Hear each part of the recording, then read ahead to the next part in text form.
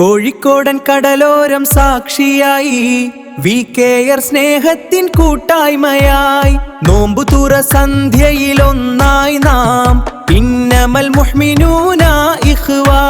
മതമെല്ലാം മറന്നൊരു മാനവികത സാഹോദര്യത്തിൻ ദീപ്തി പരത്തിയിടാൻ വിശാലമീ സ്നേഹമെന്നും മുന്നോട്ട് VKR കൂട്ടായ്മ എന്നും മുന്നോട്ട്.